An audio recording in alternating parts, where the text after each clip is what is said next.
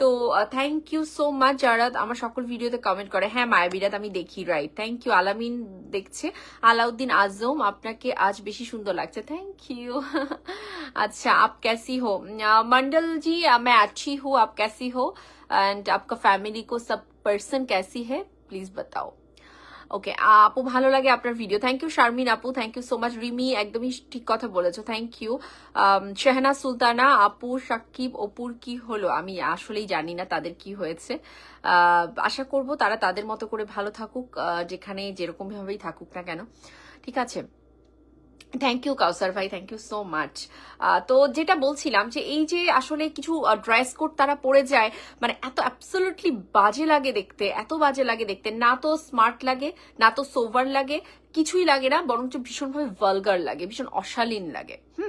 তো এই জিনিসগুলো আমরা কবে বুঝবো? এই জিনিসগুলো আসলেই আমরা কবে বুঝবো? এই যে রুনা খান, তাকে নিয়ে একটা ভিডিও করলাম, তার নিচে কমেন্ট সেকশন বলুন, বা তাকে ঘিরে আরো যারা ভিডিও করেছে তার নিচের কমেন্ট সেকশন বলুন, এভরি ওয়ান তো আর ভুল কথা বলতে পারে না। তো সবাই একটা কথা লিখছে যে আপু আপনাকে আমরা আপনার যে জায়গাটা সেটাতেই কিন্তু ভালোবাসি। তিনি একজন অসাধারণ অভিনেত্রী, তার অভিনয় দক্ষতা ভীষণ ভালো, ভীষণ মার্জিত এবং ভীষণভাবে আলোচিত। তো সেখান থেকে সমালোচিত হওয়ার, বাজেভাবে সমালোচিত হওয়ার কি দরকার? হচ্ছে না একটা ড্রেস, নিজের ফিটনেসের সাথে ফিট হচ্ছে না, ফিজিক্সের সাথে যাচ্ছে না, শুধুমাত্র মানে বলিউডের অ্যাক্ট্রেস গুলো বা অভিনেত্রী মডেল গুলো এগুলো পরে জন্য আমারও এটা পড়তে হবে। ভাই আমাকে এটা পড়তেই হবে, যাক কি না যাক, I really need to feel bold. এটা কেমন কথা? এগুলো আমাদের আসলে বোঝা উচিত, কার সাথে কি চায়। হ্যাঁ, এখন খালাম্মা টাইপ কেউ যদি নিজেকে খালাম্মার মতো বানিয়ে রেখে যদি এখন টিনেজের মতো ড্রেস পরতে চায়, এটা আসলে কিভাবে হয়? তো আসলেই বাচ্চাটাকে কিভাবে ট্রল করছে, আমরা বাঙালিরা সব পারি। এটা তো আশামণি, এটা তো আসলে খুবই হাস্যকর ছাড়া আর কিছু না। তাদের বিবেক আসলে প্রশ্নবিদ্ধ হওয়া উচিত, তারা নিজেদের কাছে প্রশ্নবিদ্ধ হওয়া উচিত। আপু আপনার কথা ভালো লাগে, thank you. Focus star blog thank you so much for joining. আপু কোনো সেট আপ পাইনি আপু, আমার আইডিটা একটু দেখবেন। অবশ্যই নায়াব, আমি অবশ্যই দেখবো, থ্যাংক ইউ, থ্যাংক ইউ, আমি অবশ্যই দেখবো। শেফা খান ওয়েলকাম। তো এই যে বাচ্চাদেরকে নিয়ে আমরা বিভিন্ন সময় অনেক রকম কথা বলি, যে তোমার বাচ্চাটাকে দেখতে এরকম লাগছে, কারোর বাচ্চা যদি মানে কি বলে এটাকে শুকিয়ে যায়, বলে ইস কেমন শুকনো লাগছে। শুধু বাচ্চা না, বড়দের ক্ষেত্রেও আমরা শুকলে মানে একটু ধরো একদম স্লিম ফিট লাগছে, রোগা লাগছে, আমরা বলি এ বাবা কি রোগা লাগছে, কি খাও না তুমি, নাকি করছো, নেশা টেশা করছো নাকি, মানে ডিরেক্ট মুখের উপর বলে দেবে। আবার যদি কাউকে একটু চাবি লাগে, একটু সুন্দর স্বাস্থ্য গোলুমলু লাগে, এ বাবা কি মোটা হয়ে গেছে, বা নিজের কোনো খেয়াল রাখে না, কি সারাদিন কি ভাত খাও নাকি ঠেসে ঠুসে।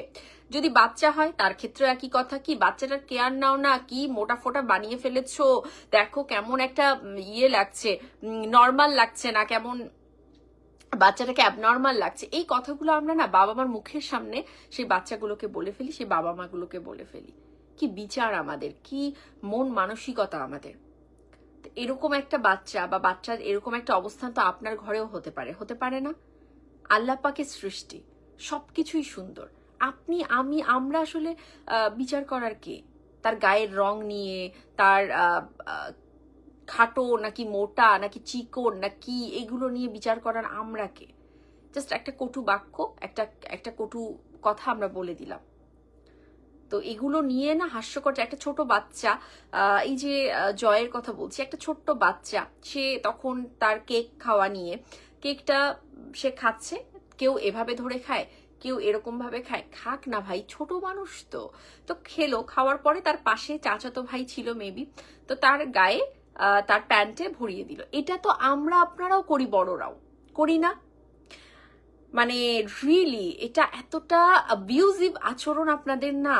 শুধুমাত্র আমি অন্য কারোর ভক্ত এই কারণে আমি আরেকটা বাচ্চাকে অপমান করে, ছোট করে, ব্যাস আমি একটা কমেন্ট লিখলাম, তার বাচ্চা শিশু সুলভ আচরণকে ইয়ে করে। এটা খুবই খারাপ দেখায়, হ্যাঁ, মানে খুবই খুবই খারাপ দেখায়। তার পাশে তার চাচাতো ভাইয়ের গায়ে মানে প্যান্টে সে হাতটা মুছে ফেললো। সে তো ওই সময় এক্সাইটেড, কেক কাটছে, আনন্দ করছে, এক্সাইটেড একটা মুডে। আমরা বড়রাও তো হুট করে টিস্যুর জায়গায় আমরা কারোর একটা ওড়নাতে হুট করে হাতটা লেগে গেল, বা আমার নিজের ড্রেসে আমার হাতটা লেগে গেল, বা আমার বাবা মা বা আমি বাপ্পার গায়েই তো আমি কোনো কিছু খাওয়ার পরে আচ্ছা ঠিক আছে হুট করে আমি টিস্যু পাচ্ছি না, বাপ্পা বলে কি, বাপ্পা তো এখনো স্টিল বাপ্পা বলে আমার শার্টে মুছে ফেলো। সো ওয়াই, সে কেন বলে বলুন? তার মানে কি আমি অ্যাবনর্মাল? আমি কি মানে আমার জ্ঞান বুদ্ধি নেই এত বড় হওয়া সত্ত্বেও? না, এগুলো কিছু সিচুয়েশন থাকে, কিছু সিচুয়েশনাল ওয়ার্ক, পরিবেশ থাকে, তো যার কারণে এগুলো হয়ে যায়। সেটা নিয়েও নিচে কত বাজে কমেন্ট। আপনারা পারেনও বটে, মানে কারোর কোনো কাজ না থাকলে যা হয়, কাজ নেই তো খই ভাজো, তো আপনাদের অবস্থা হয়েছে ঠিক সেটাই। এই মহিলা যারা আছেন সারাদিন হয়তো রান্না বান্না করে কি করে না, সংসারে কোনো কাজ করে কি করে না সেটা বাদসাত, কোনো কাজ নেই, প্রোডাক্টিভিটি নেই, শুধুমাত্র আছে ফেসবুকে কোনো একজনের ভক্ত সে, বাট নিজের যে মানুষ সেই হিসেবে পরিচয় দেওয়ার সুযোগ তার নেই, সে শুধুমাত্র আছে হেট্রেট ছড়ানোর জন্য। মানে তার বাবা মায়ের উপর যতই রাগ থাকুক, কিন্তু সেই রাগ বাচ্চাটাকে বলে মানে যারা কমেন্ট করে দেখেই অবাক লাগে। একদমই তাই, একদমই তাই, একদম ঠিক কথা বলেছেন আপু, অপূর্ণ মেধাবী, থ্যাংক ইউ। আল্লাহ সৃষ্টি সবাই কিন্তু সব একই, রাইট? একদমই তাই, ভালোবাসা নেবেন আপু, একদমই, thank you so much. Mamun লিখেছে একদম সঠিক কথা বলেছেন ফরজান আপু, কেমন আছেন? খুব ভালো আছি। ইশরাত জাহান সাথী, মাশাল্লাহ অসাধারণ, থ্যাংক ইউ। তো এই মুহূর্তে দাঁড়িয়ে যে যার মতো করে এগিয়ে যাচ্ছে, একজন মেয়ে একজন নারী, সে ইন্টারপ্রেটার হচ্ছে, সে তার মতো করে কত কত বিজনেসের সাথে নিজেকে যুক্ত করছে, কিছু কাজ করছে, সে কাজটাকে অ্যাপ্রিসিয়েট করুন, সে কাজটাকে আপনি মন থেকে শ্রদ্ধা করুন। আপনিও একজন নারী, সেও একজন নারী, ছোট করে কথা বলার কিছু নেই। হ্যাঁ, আমরা অন্যায়কে কখনোই সাপোর্ট করতে পারি না, সে যদি অন্যায় কোনো কথা বলে, অন্যায় কোনো কাজ করে, আপনি সমালোচনা করতে পারেন, আপনি অবশ্যই সে অন্যায়ের বিরুদ্ধে কথা বলতেই পারেন। আমি বলিনি, আমি তো এখনো বলছি যে এই যে মানে সমাজে বিভিন্নভাবে আপনার পরকীয়াটাকে ব্র্যান্ডাইজ করা হচ্ছে, যে পরকীয়া করছে তাকে গিয়ে আবার কিছু মানুষ ভক্তের নামে সাধুবাদ জানাচ্ছে, একটা অন্যায়কে সাধুবাদ জানাচ্ছে। এটাকে আমি সব সময় আমি এটাকে অন্যায় হিসেবে চিহ্নিত করতে চাই, এবং এটার প্রতিবাদ, এটার প্রতিরোধ হওয়া উচিত, রাইট? এটার প্রতিরোধ হওয়া উচিত। কারোর সাথে যদি মনে না মেলে, কারোর সাথে যদি থাকতে ইচ্ছে না করে, সম্মানের সাথে সেখান থেকে বের হয়ে আসো। তোমার দরকার নেই সমাজের কথা চিন্তা করে সেই দমবন্ধ পরিস্থিতিতে শুধুমাত্র চার দেয়ালের নিচে থাকবার, যেখানে মনের মিল নেই, দরকার নেই।